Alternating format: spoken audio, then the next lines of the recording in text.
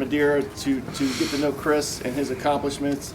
I cannot certainly speak any higher of the academics that he represents here at Madeira. I also cannot speak to his dedication athletically to our school and to our programs.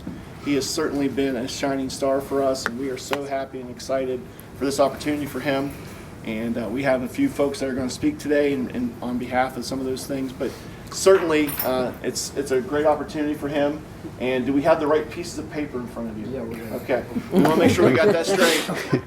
We want to make sure you're not signing to clean your room and all that. Okay. So without further ado, to speak to some of those accomplishments, Coach Tony is here, and I think he wanted you to say some words. Yep. Okay.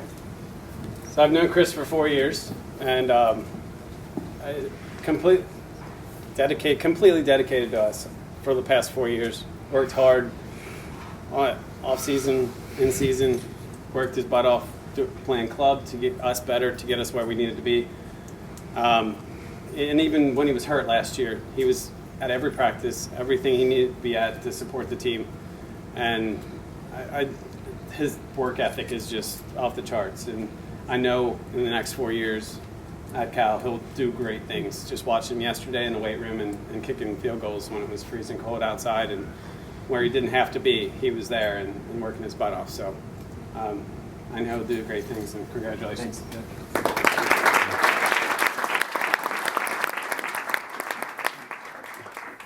I also like to echo that and congratulate Chris and the Landgrebe family. It started about 5 years ago in 8th grade when Chris was running around the gym. I don't play basketball or something, and he might have kicked the ball. And I said, "You ever play football?" And he said, "I'm a soccer player, coach." And I said, "Well, why don't you ever try to kick?" And he said, "I might try that." So his freshman year, he comes out, he's practicing. He's not really trained for it yet. He was doing all right. And I told him, if you guys remember Drew Philpott, I said he's got to thank his scholarship to Drew, because I wasn't sure as a freshman if I was going to throw Chris in there the very first game. Wasn't sure if he could handle the pressure. Well, Drew missed his first two. I say, "Drew, you're out." All right? "Chris, it's your job. Go ahead and see what you can do." And I think he made 5 extra points that game. Made all 5, and we ended up coming back from like a 21-point deficit. So he was a big key in that comeback. And then obviously the rest is history. I don't think I've had a player, work as hard as Chris has at his trade or craft. I don't think there's anybody in the country that's probably kicked more footballs, trained harder. I know his dad can attest to that, because I know all of us have seen him out here. Chris got 25 balls, and Mr. Landgrebe is chasing 25 balls around everywhere.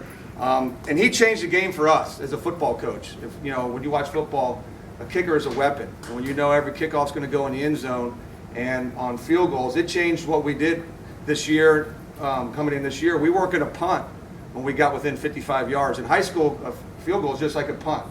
So we weren't going to punt pretty much when we got on the other side. We're going to let him try a 55-yard field goal or in every time. So that changes the game to our advantage. So once again, he's worked for it.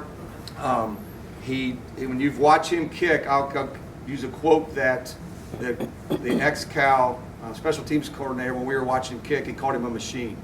He said he was watching me kick, and he said he could sit out here and do this all day, because he's worked at it. It's automatic, and he will be successful, and we'll be watching him on TV in a pretty close future, that's for sure. So congratulations.